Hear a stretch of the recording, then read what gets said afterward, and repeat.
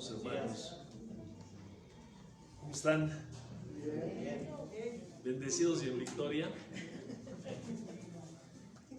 ¿Sí, no? Claro, pues claro que sí, bendecidos y en victoria. Vamos a ver qué tiene el Señor para nosotros en esta mañana.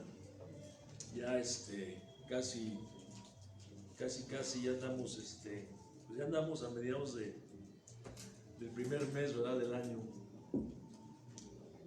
Y pues Dios sigue hablando a mi corazón acerca de la consagración que debemos de tener para con Él. O sea, la dedicación de nuestra vida, y es el que nos va a consagrar, es el que nos va a tomar para permanecer en Él. Y quiero que me acompañe ahí el Evangelio según Lucas. La costumbre, ¿verdad?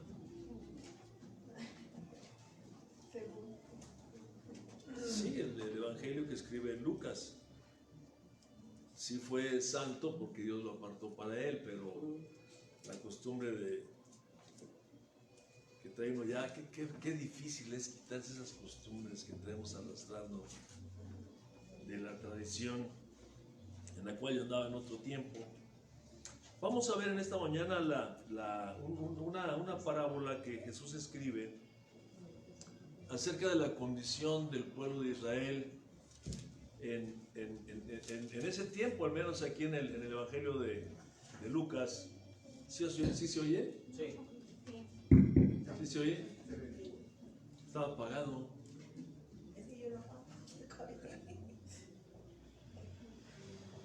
Acompáñenme ahí en Lucas. Le dije Lucas, ¿verdad? Lucas, no he dicho en dónde. Lucas 13.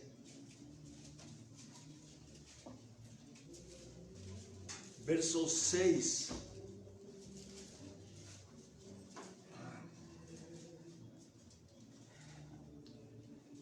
Dice la palabra de Dios: dijo también esta parábola. Tenía un hombre una higuera plantada en su viña, y vino a buscar fruto en ella y no lo halló. Y dijo al viñador: he aquí hace 3 años que vengo a buscar fruto en esta higuera y no lo hallo. Córtala, ¿para qué inutiliza también la tierra? Él entonces respondiendo le dijo: Señor, déjala todavía este año hasta que yo cabe alrededor de ella y la abone. Y si diere fruto, bien, y si no, la cortarás después. Acompáñenme a orar para que sea Dios el que nos hable en esta mañana. Nuestro Padre Celestial, te alabamos, te bendecimos y te damos gracias en el nombre poderoso de tu Hijo amado Jesucristo por esta disposición que has puesto en nuestro corazón, Señor, de venir a alabarte y a bendecirte, a glorificarte en este día, Señor. El día que tú has apartado para nosotros. Es tu día, Señor. Nosotros te pedimos en el nombre de Cristo que tú quites toda distracción de nuestro corazón, de nuestra mente, Padre, que abras nuestros oídos espirituales. Y que seas tú, Señor, mediante tu Santo Espíritu, hablándonos directamente a cada uno de nosotros, dándonos la porción que necesitamos, Padre. Te lo pedimos en el nombre de Jesús. Amén y amén. Bueno, en esta parábola, es muy cortita, pero el Señor está hablando acerca de la condición que se encuentra el pueblo de Israel, o el pueblo judío, porque está en Jerusalén. Dice, entonces, habla acerca de esta condición, nos habla también de la dedicación y el trabajo que se le ha puesto a esta higuera. La higuera sabemos que representa a Israel. Dios, cuando se refiere a Israel, se refiere de 3 maneras en la palabra. Se refiere como la vid, como el olivo y como la higuera. En este caso, el Señor lo toma como higuera. Nos habla de una higuera que estaba plantada ¿en dónde? En una viña. Fíjense, aquí parece que está hablando de los dos, ¿verdad? Pero tenemos que aprender a ver la escritura tal como está escrita e interpretarla como pues estamos aprendiendo a hacerlo. En este caso está hablando de la higuera, una higuera que está plantada en una viña, y vamos a ir viendo poco a poco esto. Entonces se refiere como higuera, como viña, y se refiere como olivo. Entonces nos está hablando de la condición de la higuera. ¿Cuál es la condición de esta higuera? ¿Dónde está plantada? ¿Cuál es la condición y las consecuencias de la condición de la higuera? El propósito a través de esto es que nosotros podamos ver con claridad que lo que está escrito aquí para Israel, Jesús está dirigiéndose al pueblo de Israel, al pueblo judío específicamente en ese momento, o al pueblo en general, es también una aplicación práctica y directa para nosotros hoy en este día, o en este tiempo. Es dirigido para nosotros como iglesia, como grupo, como iglesia, pero también está dirigida a nosotros personalmente. Es para Israel, para los judíos, para la iglesia, pero a cada uno de nosotros en lo particular, en lo personal. El texto que acabamos de leer, en ese texto nosotros podemos notar que la higuera está destinada a ser cortada porque no estaba dando fruto. La higuera está destinada a ser cortada. Estamos viendo que el dueño llevaba, ¿cuántos años llevaba yendo? 3 años. Pero mire, aquí tenemos que ver algo, nada más superficialmente se lo voy a comentar ahorita, tener que ver algo, que la higuera, una higuera tarda alrededor de 3 años para dar fruto. O sea, usted siembra una higuera y no espere recoger fruto inmediatamente, o cuando crees que empieza a dar follaje. Va a tardar alrededor de 3 años para dar fruto. Y de acuerdo a las costumbres de Israel, porque el Señor así lo determinó, en cuanto empezara a dar fruto, durante 3 años estos frutos no se podían comer. Así que después, al 7º año, 3 años para dar fruto, 3 años que empezó a dar fruto, pero no se podía comer, ya llevamos 6. Después, en el 7º año, sí se iba a comer este fruto. Así que este hombre, el dueño de la viña, ¿cuántos años había esperado para comer fruto? 6 años. Y después de 6 años, empieza a ir a ver si la higuera ya había dado fruto. Eso se llama paciencia, ¿verdad? Eso se llama paciencia. Y va a ver la higuera y no encuentra nada, man. Va 1 año. No sabemos cuántas veces al año. Se supone que la higuera da 3 veces al año fruto. Pues no sabemos cuántas veces al año iba, pero fue durante 3 años y no lo halló. Así que dice, córtala, ¿no? Córtala, porque ahí está escrito que el árbol que no da fruto es cortado y echado al fuego. Entonces vamos a ver primeramente las condiciones de esta higuera, que es una higuera estéril. Una higuera que el Señor le había dedicado pues toda su atención, la había cuidado, la había protegido, porque es el pueblo de Dios, es el pueblo que a pesar de que en cuanto salió de Egipto, ellos se fueron a la idolatría, el Señor siempre estuvo al pendiente y al cuidado de ellos. Siempre ha sido su pueblo y hasta el día de hoy, el Señor sigue teniendo cuidado de ellos, ¿no? Pero aquí vamos a entrar en esta situación. Una higuera que no estaba plantada, que no estaba sembrada al ahí se va, que no estaba en un lugar porque creció así por casualidad. Yo tenía una uva, guayaba, ¿cómo se llaman los árboles de la que dan guayabas? Guayabo. Nosotros teníamos un guayabo que había crecido solo. De repente creció ahí, teníamos una piedrota en la casa de ustedes, estaba sobre una piedra, parte de la casa, sobre una roca volcánica, y debajo de esa roca volcánica un día surgió un guayabo. Yo me quedé sorprendido porque salió por ahí, por un ladito, y empezó a crecer. Y daba unas uvas, no muy grandes, porque se encontraba ahí en un lugar, Perdón, ¿qué dije?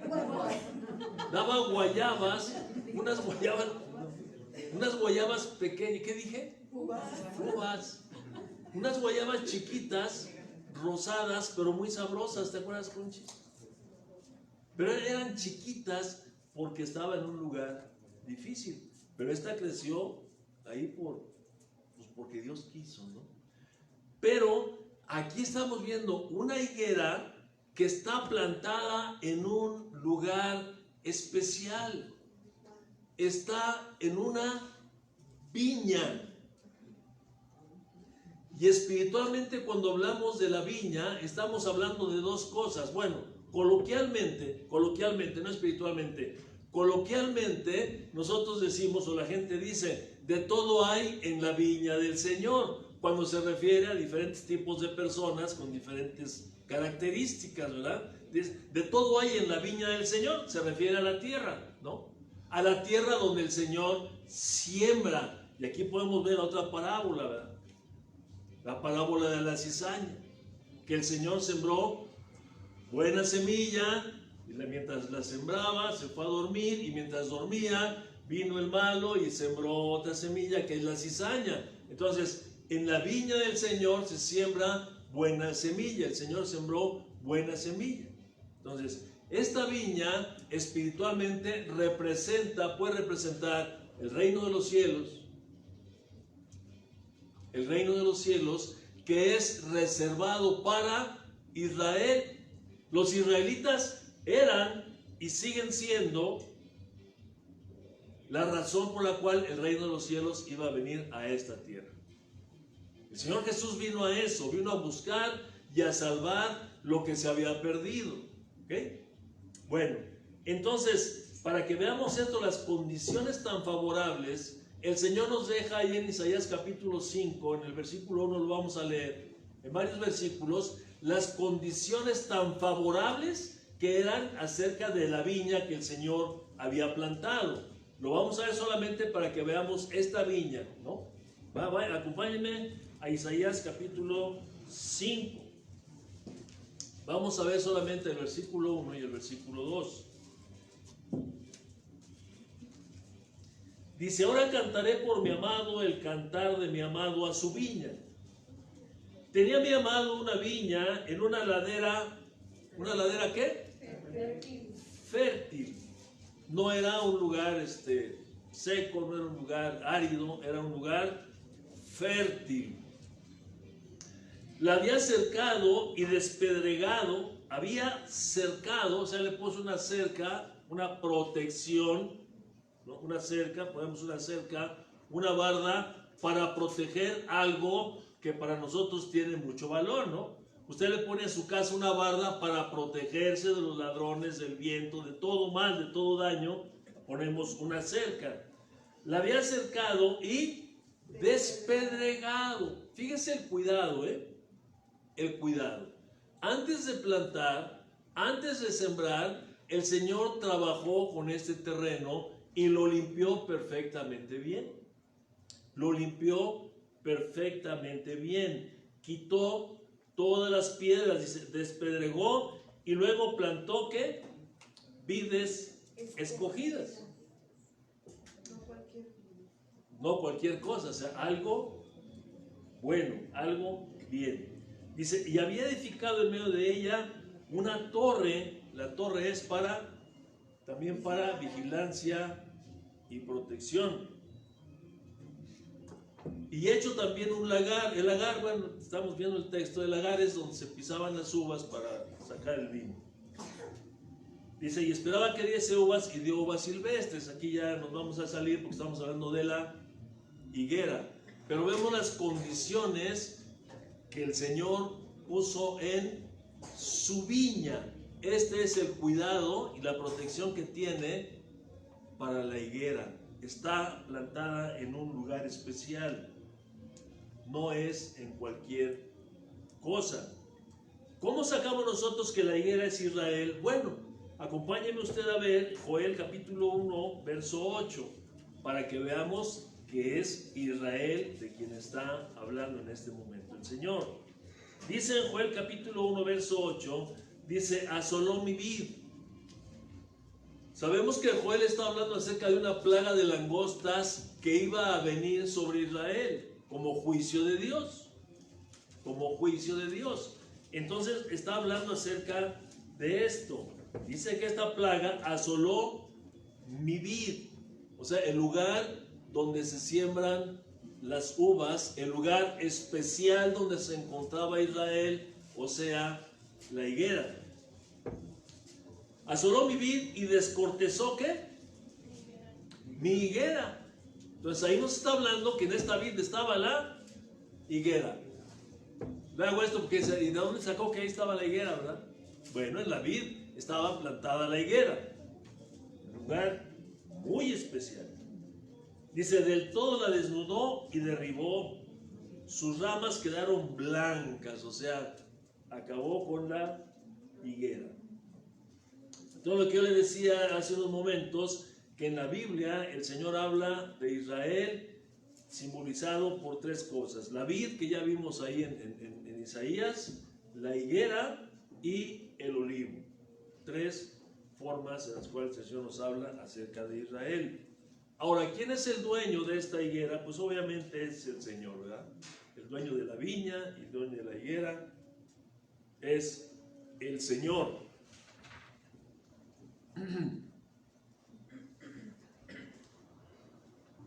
Entonces vamos a continuar con nuestra lectura. Dice entonces, Leo, tenía un hombre una higuera plantada en una viña y vino a buscar fruto de ella. ¿Y qué pasó? Dice que no lo halló. Si nosotros vamos a ver un momento dado, palabra por palabra, nosotros encontramos que este hombre viene a buscar fruto. Cuando la Biblia nos habla de fruto, miren, nos habla de varias formas. Primero, en este sentido, aquí en esta parábola, lo que el Señor viene a buscar es fruto natural de un árbol frutal. Fruto natural de un árbol frutal. Pero la Biblia también nos habla acerca, cuando habla acerca de fruto, en singular nos está hablando acerca de fruto del Espíritu. Y nos habla también de frutos de arrepentimiento y de buenos frutos que el Señor preparó de antemano para que anduviésemos con ellos. Nadie, fíjese bien en este sentido, nadie puede dar frutos si no da fruto antes. Las obras que hacíamos nosotros antes de Cristo eran obras muertas, no eran buenas obras.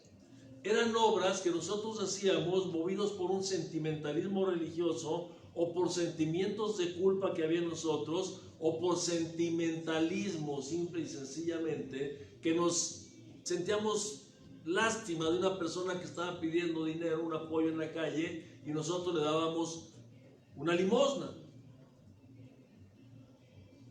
Pero había algo en nosotros que nos motivaba a hacer eso. La Biblia llama a esto, de alguna manera para quedar bien con Dios, haciendo obras de caridad.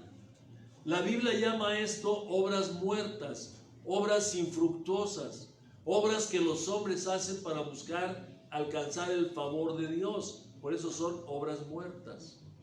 Las obras que nosotros hacemos en Cristo Jesús son esas buenas obras que Él preparó de antemano para que anduviésemos en ellas. Ahora somos guiados por el Espíritu de Dios para hacer buenas obras. Ya no son obras muertas. Pero estas obras ahora surgen de un cambio que hay en nosotros, un cambio que el Espíritu Santo hace, dando fruto en nuestra vida. Y esto nosotros sabemos cuál es el fruto. Usted conoce de memoria cuál es el fruto del Espíritu. Hasta lo podemos recitar, lo recitamos de memoria. Mas el fruto del Espíritu es amor, gozo, paz, paciencia, benignidad, bondad, fe, mansedumbre y templanza. Este fruto es el que da el Espíritu Santo en cada uno de los creyentes. Ojo, cada uno de los creyentes, pero no lo da de forma natural, sino que este fruto es la consecuencia de la comunión que usted y yo tengamos para con Dios. Y ahorita lo vamos a ver. Si no hay una comunión íntima y estrecha con Dios, nosotros incluso tenemos el Espíritu, pero vamos a andar débiles espiritualmente. Vamos a estar cayendo con mayor frecuencia en las obras de la carne y dejando de manifestar la obra, el fruto del Espíritu o las buenas obras que Dios preparó de antemano para que anduviésemos en ellas. Porque vamos a hacer obras carnales.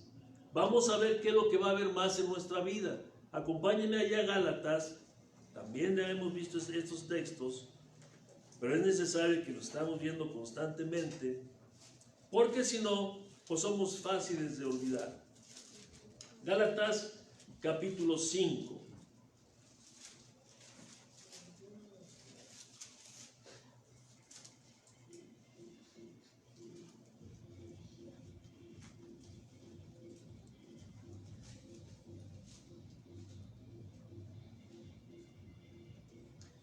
Verso 16, dice el apóstol Pablo: digo pues, andar, esto es caminar o vivir en el Espíritu, Espíritu con E mayúscula, hablando del Espíritu Santo de Dios,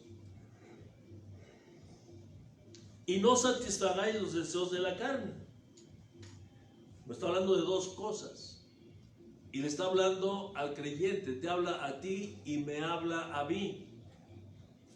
Así que el creyente puede también vivir en las obras de la carne. Eso dice aquí la Biblia. Porque el deseo de la carne es contra el Espíritu y el del Espíritu es contra la carne. Y estos se oponen entre sí para que no hagáis, ¿qué? Lo que quieres. Dice Pablo, ahí en los Romanos. Dice, yo quiero hacer lo bueno y termina haciendo lo malo. Ahí hay una lucha. Es esta lucha que nos está hablando aquí. Es el mismo autor. Él sabía bien de lo que nos estaba hablando y estaba hablándonos de él, lo que él vivía, no de lo que leyó, de lo que él vivía. Y mi amado hermano, esto es lo que Adriana nos acaba de hablar ahorita. De nosotros, de ir hacia adentro de nosotros, de profundizar en la palabra, porque el Espíritu nos habla y el Espíritu nos manifiesta cómo somos. Eso fue lo que Jesús dijo, que cuando el Espíritu viniera nos iba a redarguir, nos iba a manifestar nuestra condición. Bueno, dice, entonces es contra la carne, contra el Espíritu, y el Espíritu dice para que no hagamos lo que queremos. Dice, pero si somos guiados por el Espíritu, dice, ya no estamos bajo la ley. Ahora, ¿sobre qué ley nos está hablando aquí?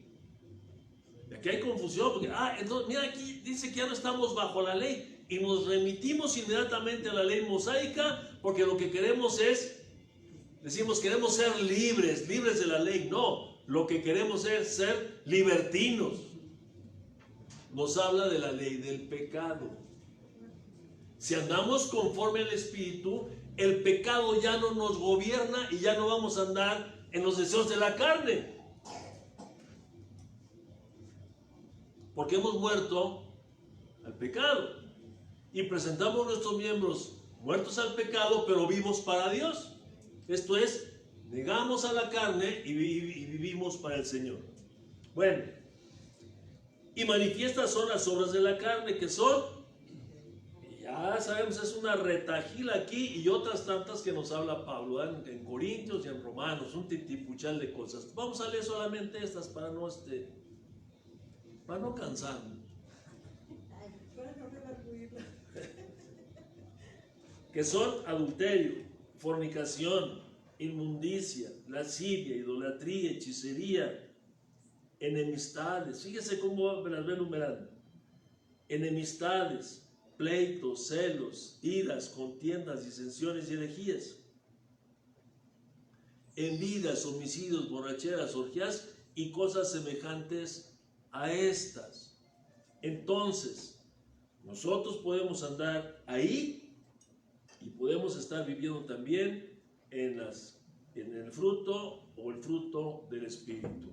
Me quedé en que nos habla de fruto singular y frutos. Ahora, ¿cómo es que nosotros empezamos a dar? Bueno, Para que nosotros demos fruto, ahí me queda, ¿verdad? El fruto del Espíritu, obvio tenemos que tener el Espíritu. ¿Y cómo recibimos nosotros el Espíritu Santo de Dios? Bueno, aquí en esta parábola el Señor Jesús se está refiriendo, fíjese, a algo. Para que entendamos nosotros esta parábola tenemos que ver el contexto. Tenemos que ver el contexto. Porque recordemos que el Señor da una parábola generalmente después de habernos hablado de un punto importante. Y después nos da la parábola a manera de ilustración para que podamos entender lo que nos está hablando antes. Y vamos a leer, acompáñame a leer ahí mismo en Lucas capítulo 13, cuál es el contexto de esta parábola.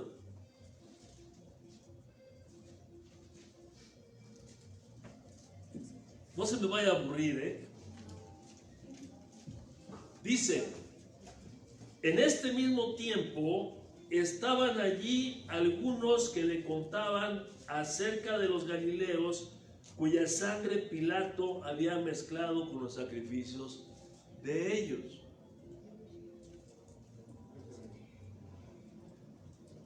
Dice, había unos que le hablaron, le contaron acerca de los galileos cuya sangre Pilato había mezclado con los sacrificios de ellos. Esto era lo que tenía este temor Jeroboam. Por eso les hizo sus becerros allá en Galilea, en Samaria, para que las 10 tribus de Israel adoraran a los becerros allá y no vinieran a Jerusalén a adorar a Dios. No fuera que se fueran a quedar por acá, ¿no? En aquellos tiempos de Jeroboam y Roboam, del hijo de Salomón. Pero en este tiempo, ahora sí, los galileos, o algunos galileos, están bajando desde Galilea y vienen a Jerusalén a ofrecer sacrificios, y ahí los ve Herodes, y no sabemos por qué razón, ¡au! Pero los ejecuta, ¿verdad? Y estos hombres le están platicando a Jesús: fíjate que vinieron unos de Galilea y acá y les pasó esto, ¿no? Conjunto con los sacrificios también ahí los sacrificaron. Verso 2. Respondiendo Jesús les dijo una pregunta: ¿Pensáis que estos galileos, porque padecieron tales cosas, eran más pecadores que todos los galileos? Porque el pensamiento judío, acuérdense de eso, ¿no? El pensamiento judío, y para muchos de nosotros que no somos judíos, a veces pensamos también así. Por ejemplo, ahora que Luis andaba mal de la columna, gracias a Dios ya lo operaron, salió bien. No llegamos a pensar uno de nosotros: ¿qué pecado traerá este cuate que le está yendo así como en feria? ¿No sé? Porque a veces ese pensamiento prevalece todavía en nosotros. Si alguien anda padeciendo económicamente, ha de andar con un pecado. Y vamos a ver que en parte es cierto esto, ¿eh? En parte es cierto, porque está escrito. Pero el pensamiento así, en general, del pueblo judío era eso. No, le dice Jesús: ¿ustedes piensan que porque les pasó eso, estos son más pecadores que todos los que están en Galilea? Verso 3, os digo, no. Antes, si no os arrepentís, todos pereceréis igualmente. Fíjese, el pueblo galileo, ya el pecador, ¿no? Los fuchi, y los que están en Jerusalén, o sea, Judá, Benjamín. Ellos tenían la cosa de que aquellos son paganotes, ¿verdad? Ahí están mezclados son judíos de tercera, de cuarta. Nosotros somos el pueblo de Dios. Nosotros adoramos a Dios. Y esto los hacía sentirse diferentes y distintos a los demás. Pero el Señor Jesús agarra parejo. Por eso Pablo también agarra parejo. Ya veíamos el martes: no hay justo ni aun uno. Tanto peca el gentil como peca el cristiano. Y el cristiano llega a pensar que como ya es un hijo de Dios, aunque peque, ya es salvo, y en cierta forma sí lo es, pero en otra va a recibir sus azotes. Y si continúa en su pecado, apapachando su pecado, corre el riesgo que de pronto se descubra una gran verdad. Sigue pecando porque nunca fue salvo. Por eso dice Jesús, no, les digo que no. Aquí en esta bronca del pecado están metidos todos. Y si no se arrepienten, ustedes también van a perecer junto con nosotros. Van a pasar por padecimientos. Esto es tremendo, mi hermano. En la forma que Jesús lo presenta, esto es tremendo. Y no hay otra forma, es la única forma que está ahí puesta.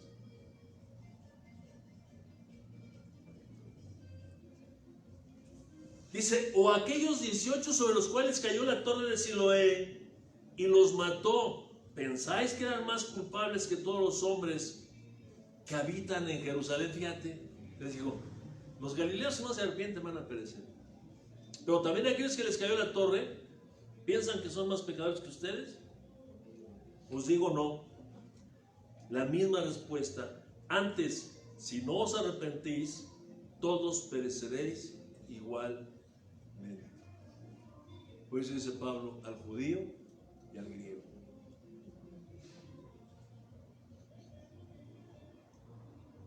Obviamente el Señor Jesús le está hablando palabras fuertes, pero son unas palabras de exhortación al pueblo. De exhortación al pueblo. Pero ¿qué es en sí lo que les está diciendo y haciéndoles un llamado al arrepentimiento? Sabemos que el llamado al arrepentimiento para el pueblo de Israel es un tanto distinto al arrepentimiento que somos llamados nosotros.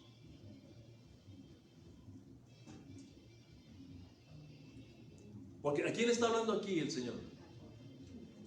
En este pasaje, ¿a quién está hablando? En este pasaje y en el momento en que está hablando el pasaje. A los judíos. ¿Y cuál era el pecado de los judíos?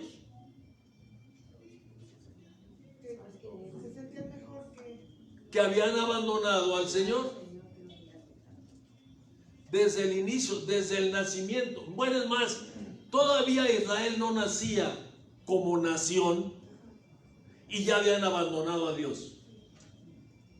Al Dios que los había sacado de la esclavitud, todavía no nacía como nación y ya habían abandonado a Dios. Todavía no tenían los 10 mandamientos, porque mandamientos ya tenían. El guardar el sábado y otros mandamientos ya estaban desde antes del decálogo. En el decálogo solamente los escribió y los confirmó, pero ya estaban desde antes.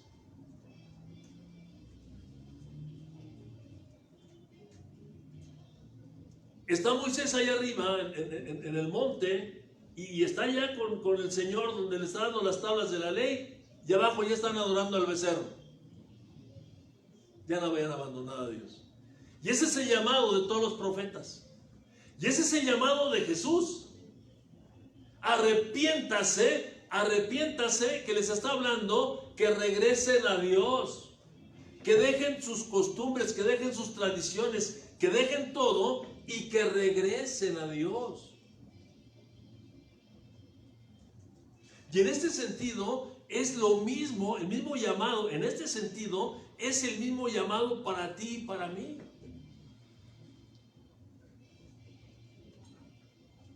Independientemente de que cuando se nos llama a nosotros al arrepentimiento, es a que abandonemos nuestra vida pecaminosa, pero ahí es en primera instancia es que regresen a Dios. Nosotros, acuérdense que la ley no había sido dada para nosotros. Entonces, tiene que arrepentirse para volver a Dios. Nosotros tenemos que arrepentirnos para venir a Dios. Ellos para regresar y nosotros para venir. Cuando tú y yo nos arrepentimos, entonces el Espíritu Santo de Dios viene sobre nosotros. ¿Sí es así?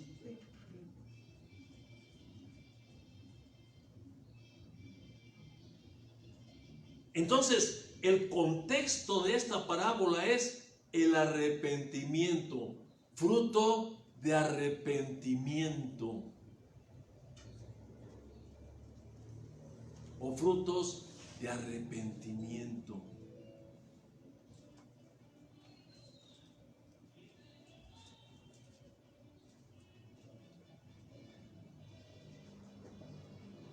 A mí me apasiona de pronto ver a Jesús en esta posición así tan estricta, tan rígida, porque Él tiene que hacer esto, y mire, lo tiene que hacer de esta manera por el amor tan profundo que le profesa a su pueblo. Y no nos debe caber la menor duda que es un amor profundo el que tiene por su pueblo, al grado que se despoja de todo y viene a entregar su vida por él. Dice que no hay mayor amor, que no hay amor más grande que de uno la vida por sus amigos. Estos no son sus amigos, pero no dejó de amarlos.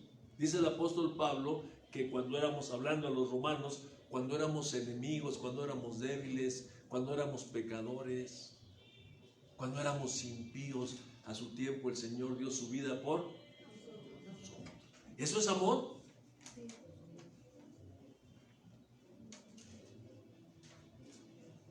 Entonces el Señor tiene esta posición porque los está llamando al arrepentimiento. Si no se arrepienten, perecerán igualmente.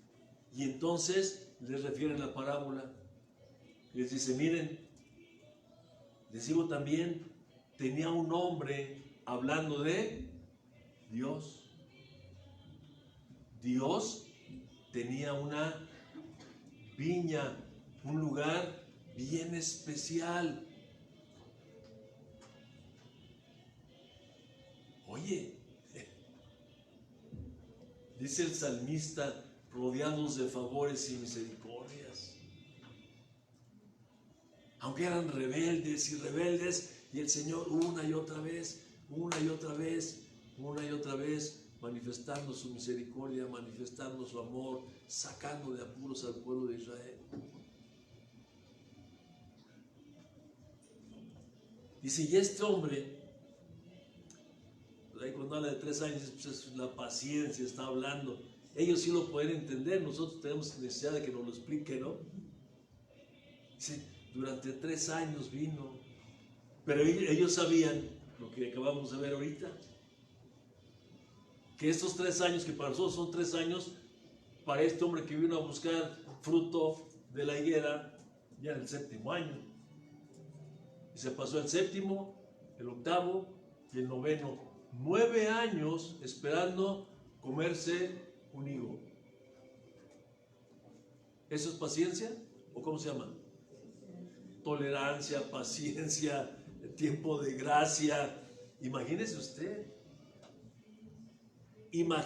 usted esto. Allí en mi jardín, soñaba yo con mi jardín, le he platicado muchas veces en mi jardín. Era una piedra. Y le metimos camiones de tierra, esa tierra de allá por Xochimilco, esa tierra negra que le llaman tierra lama, ¿no? Le metimos camiones de tierra ahí para que... Y luego planté ahí, puse... Voy a platicar, lo voy a platicar, ¿no? Un capulín. Bueno, el capulín también salió solo. El capulín salió. Yo creo que dentro de la tierra ahí venía una semilla de capulín, se creció solo. Pero planté un durazno, sembré, ¿no? Plantar es poner una planta, sembrar es una semilla. Sembré un durazno, de esos duraznos grandotes que le muerde y salpica así, que están riquísimos. De esos, de este aquí. Soñaba yo, veía el durazno, ¿no? Grandote y que tenía muchos duraznos, porque allá cuando me fui de vacaciones allá al centro espiritual en San Mateo Jalpa, Xochimilco, llámese Reclusorio del Sur, había allí un durazno grande, estaba precioso, era así. Ve la Biblia esa de Aldía, ¿cómo se llama esa Aldía? Que tiene un árbol así, ¿es esa? Que tiene un árbol muy bonito. Así, cuando veo ese árbol me acuerdo del árbol aquel de duraznos, y eran duraznos grandes. Entonces, en la temporada de durazno, yo estaba encargado de cuidar ahí las hortalizas, así que sé yo, mañosamente. Entonces, en cuanto a los duraznos sí ya grandotes, verdes. No, estaba yo esperando que medio estuvieran sancochadones, iba y los cortaba, los limpiaba bien y les quitaba el huesito y hacía miel y luego ponía los duraznos. Y ya que estaba en la casa, yo quería un árbol así y soñaba con mi durazno grandote y esos duraznos soñaba. Y ver que el famoso durazno no crecía, sí crecía y se llenaba de hojas como esta higuera. Bueno, aquí no dice que se llenaba de hojas, pero en Mateo y en Marcos sí dice que se llenaba de hojas. Y aquí hay una diferencia, porque aquellas higueras las maldijo y se secaron inmediatamente. Y a esta no la maldijo, a esta la defendió. ¿No? Que la misma, pues, pero la defendió. Entonces, yo estaba ahí y crecía y tenía sus hojas bonitas. El otro también tenía sus hojas y teníamos una higuera también. Y tenían hojas, pero no daban fruto. Y luego tenía yo un limón también por acá, un limonero. Pero también creció mi limonero, pero no daba fruto. Y daba los azares y los tiraba. ¿Por qué? Porque estaba sobre la roca, pero esa roca no era Cristo, si no había dado mucho fruto. Estaba sobre la piedra. Y la piedra entorpecía el crecimiento, y como no hay raíz profunda, le pasa como a la parábola del sembrador, se seca. Esos no se secaban porque les echaba agua y les echaba abono, y yo con la esperanza que dieran. Por eso puedo entender un poco a este hombre. Yo no me esperé 7 años. Puedo entender un poco a este hombre que iba, cómo iría con la esperanza. ¡Ay, ahora sí! ¿Verdad? Hice todo, la aboné y la protegí, la cerqué y la riego constantemente, y va a buscar un fruto y no lo haya. ¿Cómo se regresaría la primera vez? Bueno, a lo mejor en un mes ya dio. Y ahí viene al mes otra vez con la esperanza y llega y no hay fruto. Y 3, 4 meses o el primer año y el segundo año. Así que cuando llegó el tercer año, llamó al jardinero y le dijo: ¿ves este árbol? Me lo cortas, mano. Ya estoy harto, no da fruto. Se acabó el tiempo de gracia que le di para ver si daba fruto. Se acabó. Mi paciencia se agotó. Córtalo. Juicio. Y fíjense, y Jesús se los está diciendo ahí. Abusados, mis amigos, porque la paciencia de Dios se agota. La paciencia de Dios también tiene un límite. Les está diciendo estos cuates, ¿no? Entonces, habla acerca de fruto de ¿qué? Arrepentimiento, aunque esté en singular, pero lo vemos por el contexto. ¿Sí estamos ahí? Fruto de arrepentimiento. Porque mire usted, ¿qué de arrepentimiento yo le decía? Bueno, el arrepentimiento, hablando acerca de las hojas que nos habla ya en Mateo y que nos habla ya también en Marcos, la viña tiene vida, está viva y está bien frondosita, digo, la higuera tiene sus hojas. Y estas hojas lo que representan es solamente la religiosidad. Solamente una apariencia de vida, una apariencia de bienestar, pero es religiosidad. Por eso se le está diciendo a Israel. Israel se centró en sí mismo. Mire esto. Israel fue el pueblo escogido de Dios pero Dios los llamó para que ellos fueran los que llevaran el mensaje a todos los gentiles para que vinieran a Dios. Por eso les dijo, ustedes son mis testigos.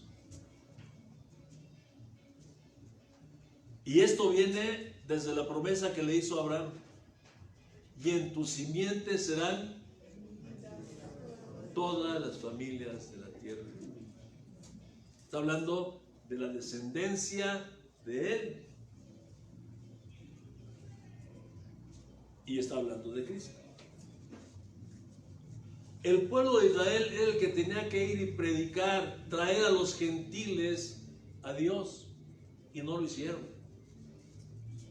Se centraron en sí mismos, se encerraron en su religión y solamente se concretaron a vivir ellos, con ellos mismos. Se volvieron egoístas. Aquellos que querían salir a predicar, a hacer un prosélito, Jesús les reprochó a los fariseos. Les prohibían, por la tradición, que tuvieran comunicación con los gentiles o un trato con los gentiles, ¿cierto? ¿Se acuerdan cuando Pedro fue con Cornelio? ¿Qué le dijo? Ustedes saben que para un judío es inmundo estar en la casa de un gentil. Entonces, ellos con sus tradiciones y con todo se fueron centrando y solamente estuvieron en ellos. Tan así que el liderazgo era el más egoísta. ¿Se acuerdan la condición del pueblo de Israel cuando Jesús vino? Dice que andaban dispersos y todos por allá, dice, como ovejas sin pastor, ni entre ellos mismos. Entonces eso es lo que le está diciendo el Señor. Arrepiéntanse. Dejen de estar centrados en ustedes mismos. Den fruto. Cumplan el cometido para el cual el Señor los ha llamado. ¿Sí estamos viendo eso?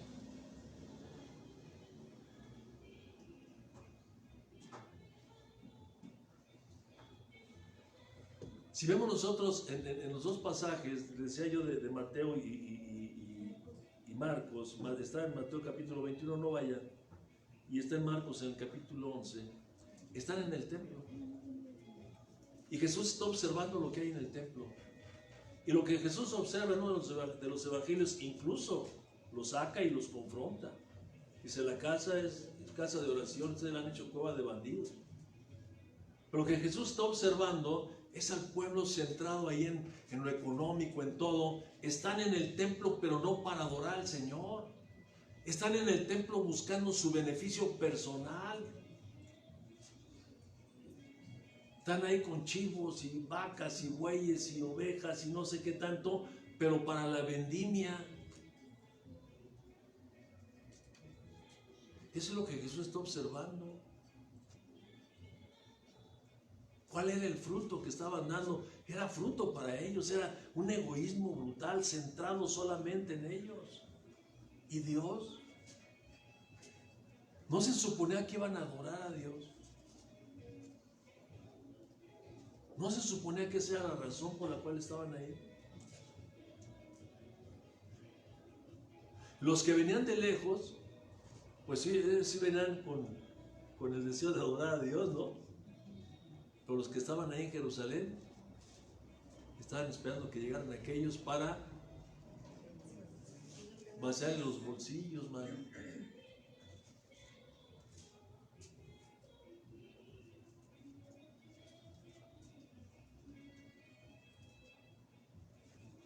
Centrados en ellos mismos.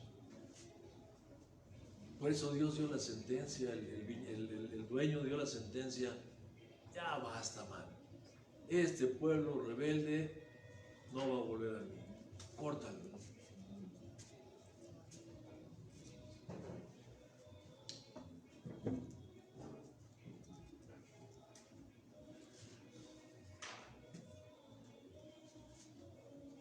En este sentido, les decía yo, es la aplicación práctica para nosotros también. Nosotros como iglesia estamos puestos para la misma comisión que tuvo Israel. Israel fue el encargado en su tiempo de pregonar y predicar, ¿no? Recuerda que cantamos, no puedo parar de... Es lo que debemos de hacer, aquí ya pueden. Para predicar, para proclamar, para anunciar del Señor. Y no lo hicieron. Ahora nosotros como iglesia es la misma situación que el Señor nos ha encargado de ir por todo el mundo y predicar el Evangelio a toda criatura. A toda criatura. Es ir y predicarles acerca de las buenas nuevas. Las buenas nuevas que son llevarle la noticia que hay una solución para la condición del pecador, que ya no tiene por qué andar llorando y sufriendo y por ahí. No, hay una solución. Cristo ha nacido, hay quien nos va a redimir del pecado.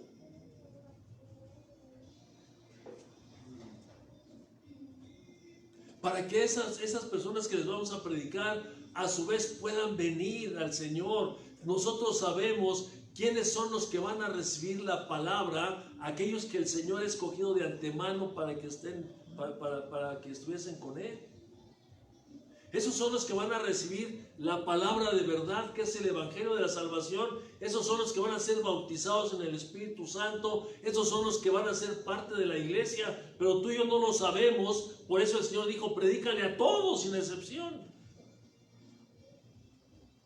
Pero ese es nuestro trabajo el día de hoy.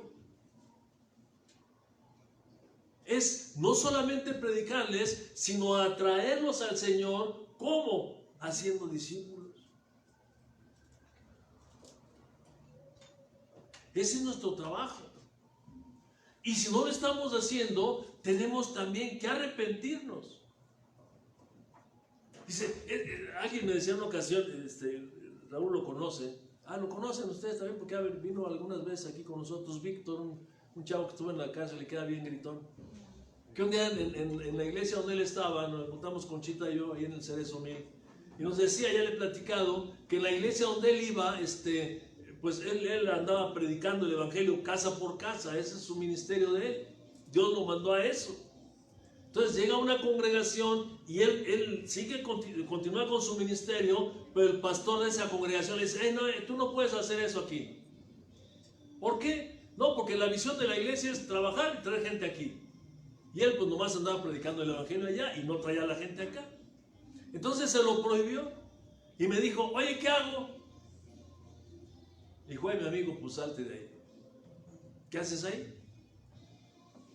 Si tú estás haciendo lo que Jesucristo te mandó a hacer, que es predicar el Evangelio a toda criatura, y tu pastor, por su visión personal que tiene de la iglesia, hacia adentro solamente, te lo prohíbe, bueno, pues ahí dice, ¿verdad?, que no tienes por qué estar sujeto a esa autoridad. Sí debes estar sujeto a la autoridad, debemos estar sujetos a la autoridad, pero si mi autoridad en la iglesia, donde sea, me impide que yo haga lo que el Señor me ha mandado a hacer, con permiso.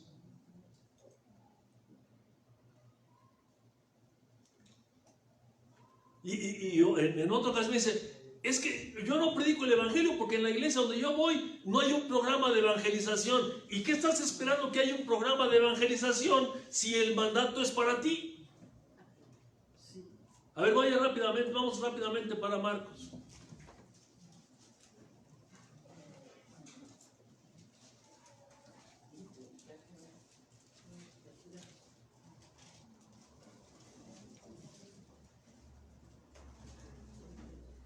(16:15).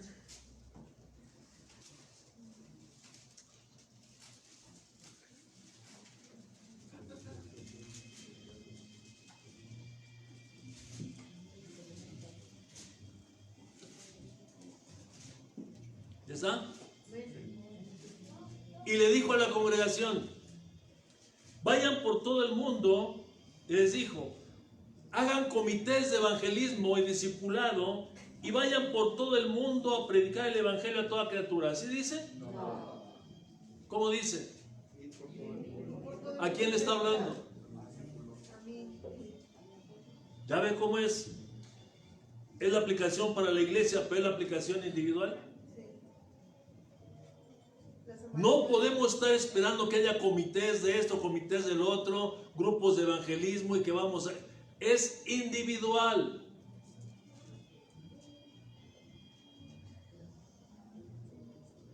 El llamado es ir a predicar individualmente. Y si no lo estamos haciendo, el llamado es igual como para Israel: arrepiéntase. Arrepiéntase y dé fruto. Esto es así de sencillo.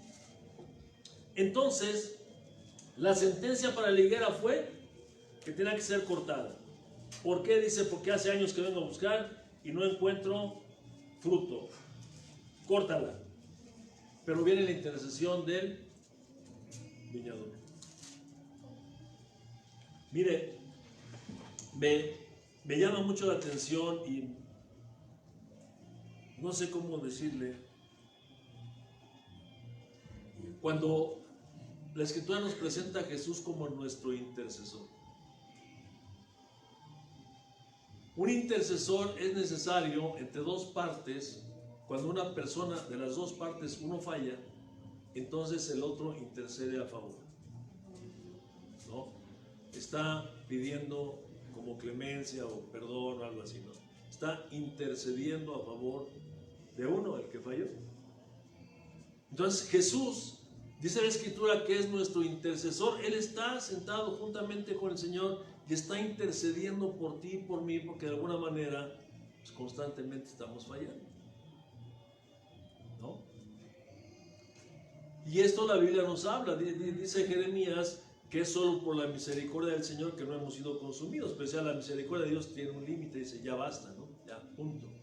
Pero cuando viene este ya basta, entonces Jesús sale y dice: espérame tantito. Otra vez el amor de Jesús manifestado de una manera impresionante. Espérame tantito, Señor. Espérame tantito, papá. Déjame trabajar con esta higuera. ¿Y qué vas a hacer? Bueno, primeramente voy a escarbar a su alrededor.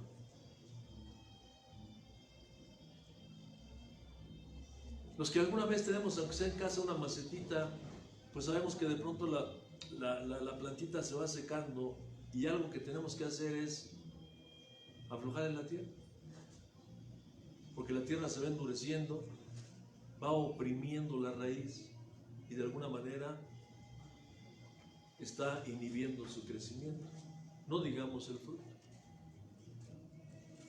Y se deja que cabe primero.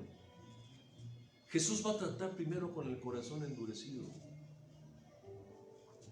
Va a tratar primero con esas raíces de amargura que pueden estar en el corazón del hombre, que están haciendo que se endurezca y que no permita que la palabra de Dios entre. Y no solamente que no entre, sino a lo mejor sí la escucha, la oye y la escucha, pero decide no obedecerla porque la raíz está tan dura la tierra que no lo deja crecer. Hay que horadar, es lo que va a hacer el viñador. Primero va a horadar. ¿Qué es lo que va a hacer también? Dice que va a abonar la tierra. Ojo con esto, hermanos. Yo tengo una pregunta aquí en este momento y no me la contestes. ¿A qué se referirá cuando habla de abono? De abonar.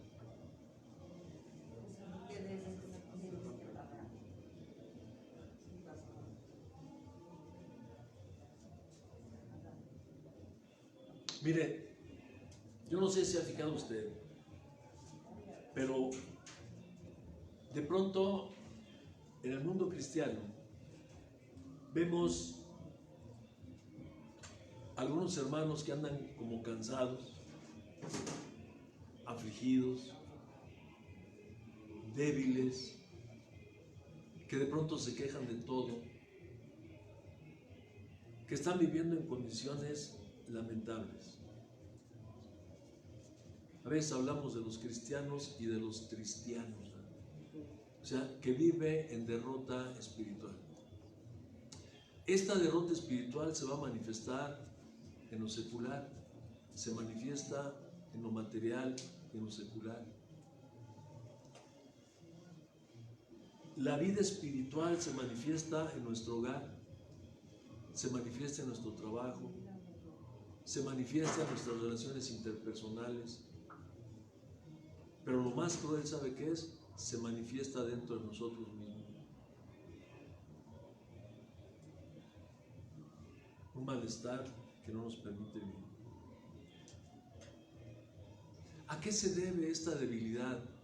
¿A qué se debe esta falta de fruto? ¿A qué se debe que cuando alguien nos invita a participar en alguna área de servicio en la iglesia, simple y sencillamente decimos no? Hay algo en el corazón. Hay algo que está obstruyendo eso. Es debilidad. ¿A qué se debe?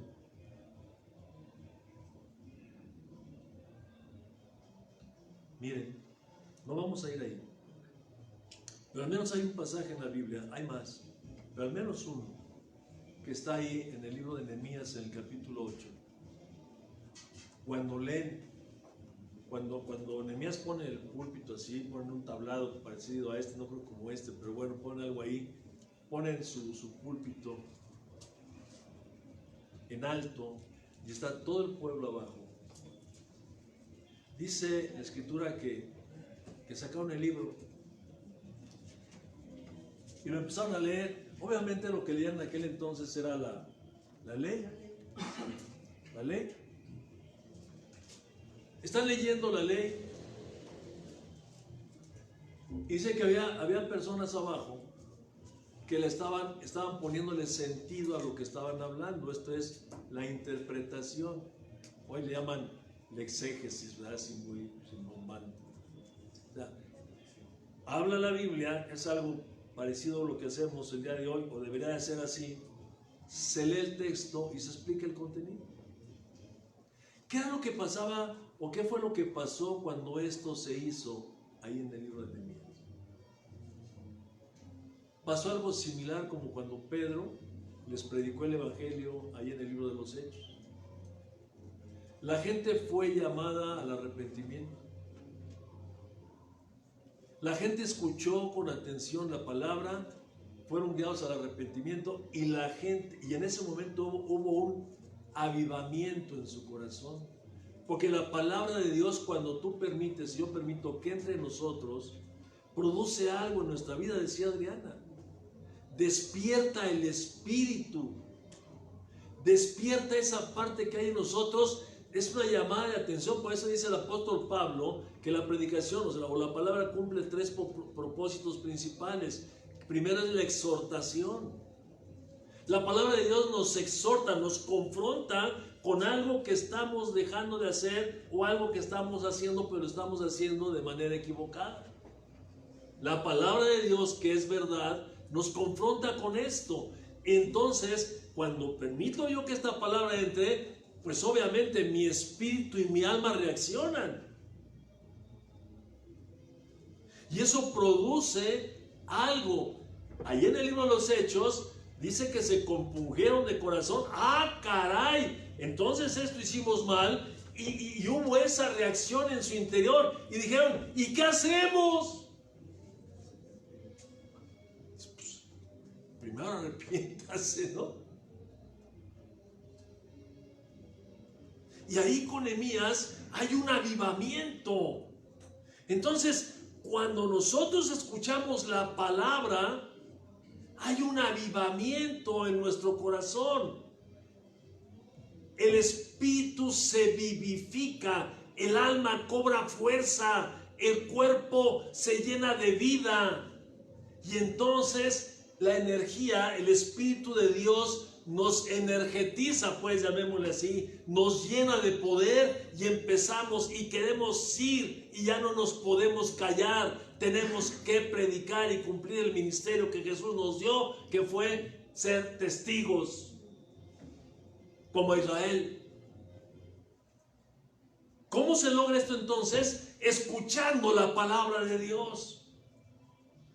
Pero si tú y yo no leemos la palabra, si no la escuchamos, porque una cosa es que estemos aquí, que estemos oyendo, una cosa es oír y otra cosa es escuchar. Oír es percibir, escuchar es poner atención, meditar y reflexionar acerca de lo que estoy oyendo, y una vez que he meditado y reflexionado, ponerlo en práctica.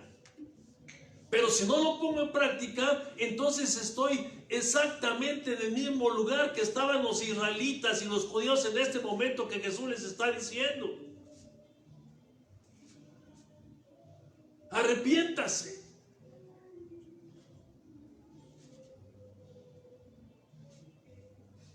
Entonces, por esa razón, a veces hay tanta debilidad y apatía y cansancio. ¿Por qué? Porque no estamos cumpliendo con el propósito para el cual hemos sido llamados. Tú y yo hemos sido puestos en un lugar. Nuestro ministerio, nuestro llamado es diferente. El llamado general es venir a Cristo.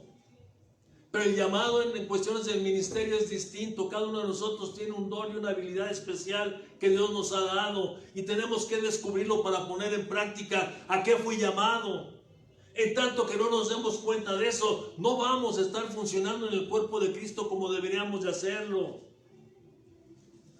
Y por esta razón, la gente allá afuera sigue dolida, sigue lastimada. Veamos la condición en la que se encuentra el mundo en el que vivimos. Igual que Israel. Y no se enoje, mi hermano, porque no estoy enojado, solamente estoy tratando de exponer lo que la palabra de Dios dice.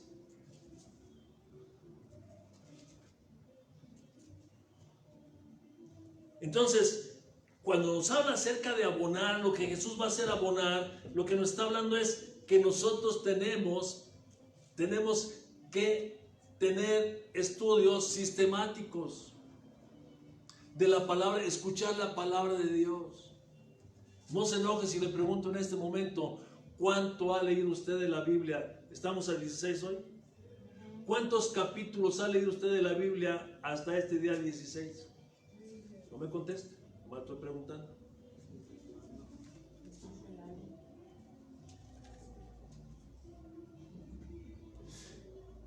De acuerdo a la respuesta que usted dé, es la condición en la que usted se encuentra espiritualmente en este momento. Anímicamente, es la respuesta. Lo que luego a veces Elizabeth dice cuando estamos cantando, que no me gusta que lo diga, porque yo soy muy serio, que dice Eli, ¿está contento? Sí. ¿Están contentos? ¿Ya ve? Sí. Dice Eli, ¿está contento? Dígaselo a su cara. ¿No? Porque a veces sí, traemos una sonrisa, pero nos sentimos mal. O sea, no le estoy regañando, hermano. Traemos una sonrisa, pero nos sentimos mal. ¿Por qué? ¿Cómo está nuestra vida espiritual? No estamos dando fruto hacia afuera y a veces tampoco estamos dando fruto hacia adentro. Mire usted, al recién llegado a Cristo Jesús, cuando se le predicó la palabra, ¿cómo se pone? Cuando la recibe, ¿cómo se pone? Brinca como el que estaba sentado ahí en la puerta de la Hermosa, ¿se acuerdan? No tengo oro ni plata, lo que tenemos te doy en el nombre de Jesús. Levántate. ¿Y cómo se levantó? Echando brincos y glorificando al Señor. ¡Ay! Y así cuando alguien recibe la palabra de verdad, se pone contento y brinca y le empiezas a predicar y le empiezas a dar un discipulado, le empiezas a dar una enseñanza y lo vamos guiando por la palabra de verdad. y esta gente se pone contenta y quiere más, y quiere más, y quiere más. Y así debería de ser nuestra condición siempre. Porque la palabra de Dios va a producir eso en nosotros. Un avivamiento. Cuando hay avivamiento, la gente sirve. Cuando hay avivamiento, la gente canta. Pero canta con el corazón. Cuando hay avivamiento, la gente se congrega.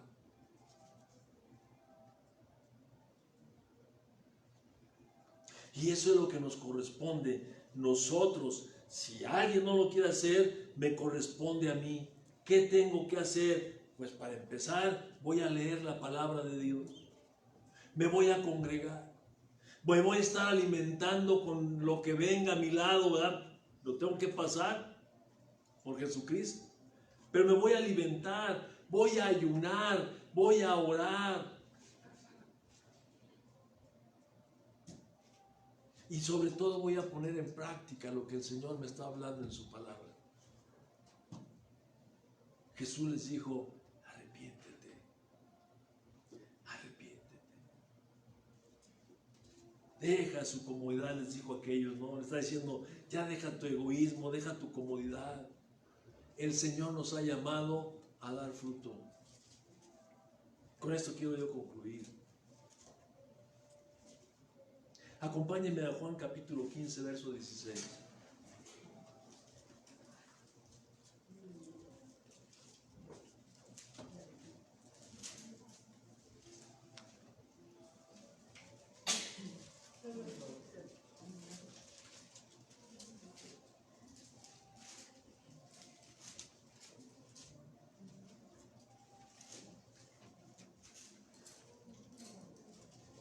¿Qué dice?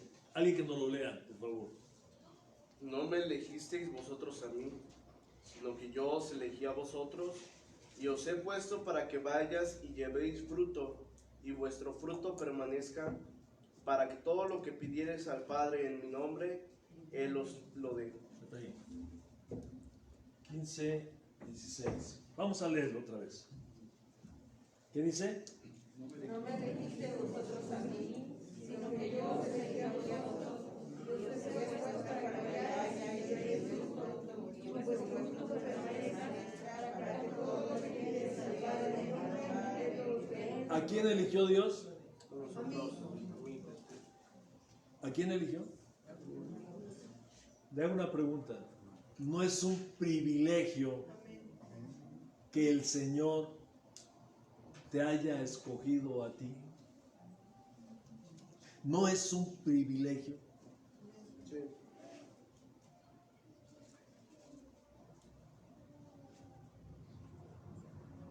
Mis hermanos, yo no debería estar aquí.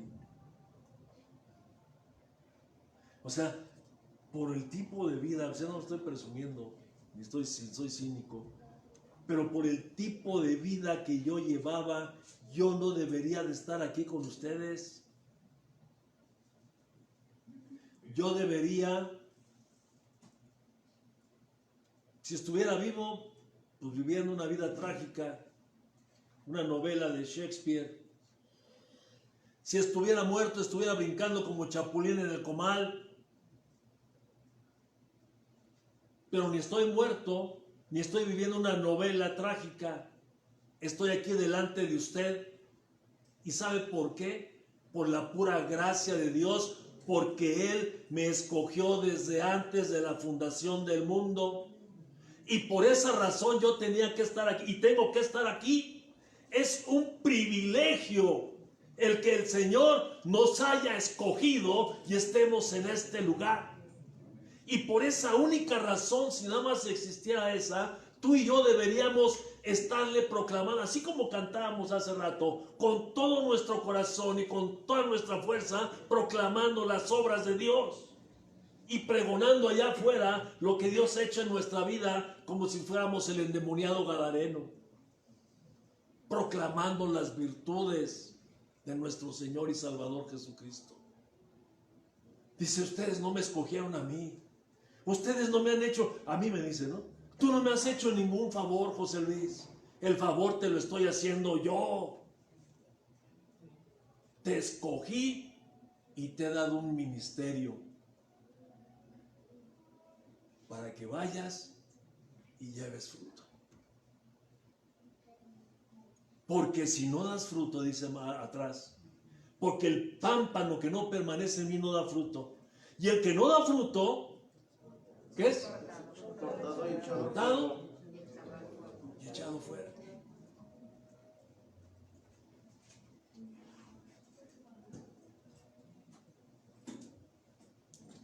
Estamos empezando el año, mi hermano. Tenemos 16 días.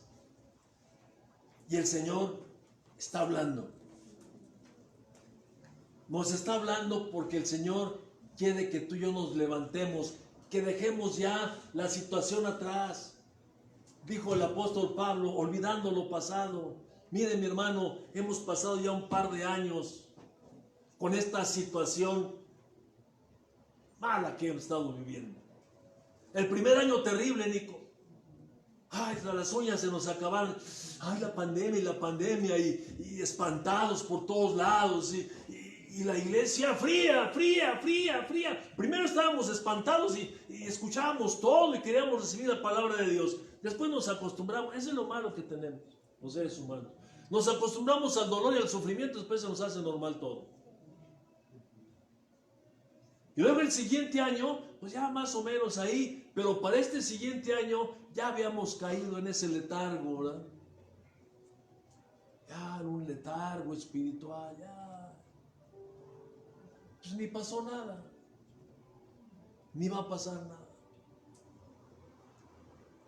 Y la decadencia. Y Dios hoy, en este tercer año, 3 años, está diciendo, yo vengo a buscar fruto. Fruto. Primero, carácter. El fruto del Espíritu. El carácter de Dios. El carácter de Jesús.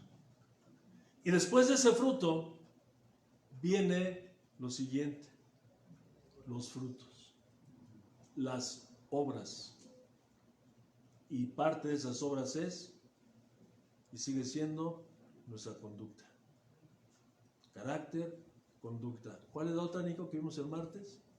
Carácter, conducta y obras, influencia. Estamos llamados a influenciar a todo lo que nos rodea. Si nosotros hacemos eso, mi amado hermano, si incrementamos nuestra comunión con el Señor, vamos a ser más productivos. Si usted está bien contento, ¿cómo llega a su trabajo? Como el jibarito, ¿verdad? Se nota, se manifiesta.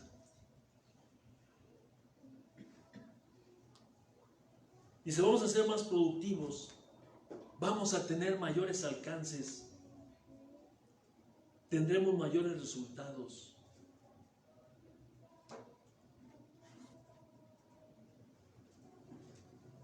Me acuerdo tanto, y se lo he comentado ya muchas veces, de aquel libro que leí ahí que decía, le está hablando el Señor a un drogadicto y le dice, todo te lo quité. Pues no se lo quitó Dios, Él lo perdió todo, ¿no? Dice, todo te lo quité, pero no para lastimarte. Dice, aún aquello que en sueños tú deseaste, en mis brazos lo hallarás. Ven. Y está el Señor con los brazos abiertos. Ven. ¿Qué quieres? Ven. De la relación que tengas tú conmigo, lo veamos, a buscar primeramente el reino de Dios, su justicia, y todas las cosas serán añadidas. Dice David en el Salmo 37:4, y con eso termino. Deleítate a sí mismo en el Señor y Él concederá las peticiones. no me escogieron ustedes a mí. Los he puesto para que vayan y lleven fruto. Y su fruto permanezca. Y si estamos en Él, dice, pide, no lo que quieras, y te será busquemos y sigamos buscando ese reino de Dios y su justicia. Porque el Señor viene. El Señor viene. Padre, te queremos dar gracias en el nombre de Cristo por este tiempo, Señor, que hemos estado aquí en tu presencia, Señor. Yo te quiero dar gracias porque me has permitido en este día pues dar este mensaje, Señor, esperando que, como te dije al principio, cada uno de nosotros tome la porción que nos corresponde. Sabemos, Señor, de tu corazón amante, sabemos que tú nos amas profundamente, sabemos que tú, Señor, por amor nos exhortas y nos invitas, Señor, a corregir nuestro camino. Obviamente tu palabra es expuesta y cada quien tomará la parte que le corresponda. Yo lo único que te pido, Padre Celestial, es que de lo que tú has hablado en nuestra vida, a cada uno de nosotros, la podamos poner por obra, Padre, especialmente tu servidor, especialmente, Señor, este aprendiz de siervo inútil. Yo te ruego, Señor, que tú sigas tocando y nos sigas hablando directamente a nuestro corazón, que seas tú mismo incomodándonos, inquietándonos, Señor, que no nos des descanso, Padre, que nos quites de nuestra comodidad para que nos levantemos, Señor, y con gozo y con gusto y con alegría hagamos y cumplamos el propósito para el cual tú nos llamaste. Llamaste primero a tu pueblo Israel, Señor, y ellos no te hicieron caso. Ahora, Señor, nos ha levantado a nosotros. Dice el apóstol Pablo, Señor, que aquellos desobedientes, aquellos que no te obedecieron, aquellos que no creyeron, fueron cortados y desgajados, Señor, del olivo. Y que nosotros que éramos el olivo silvestre, Señor, fuimos injertados en lugar de ellos. Pero que no nos equivoquemos, Señor, que también nosotros podemos llegar a ser cortados de ese olivo.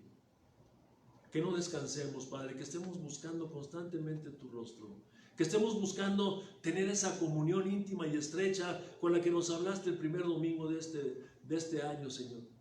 Ese llamado que nos has hecho y que nos seguirás haciendo, de que busquemos primeramente tu reino y tu justicia, Señor, y todas las cosas que nosotros anhelamos y deseamos nos van a ser concedidas, Señor. Obviamente, todas aquellas que están conforme a tu voluntad, Padre. Yo te ruego en el nombre de Jesús que tú suplas toda necesidad que haya en mis hermanos, Padre, de la que sea, la necesidad de paz, la necesidad de sabiduría, la necesidad de contentamiento, que tú en este día, Señor, suplas esas necesidades, Padre. Hemos estado aquí en tu presencia obedeciendo, Señor, el mandamiento de guardar ese día, Señor, que tú has establecido para ti, que realmente viene siendo para nosotros, para nuestro contentamiento. Y hemos venido a alabarte, a bendecirte y a glorificarte. En el nombre precioso de Jesús. Amén, Señor.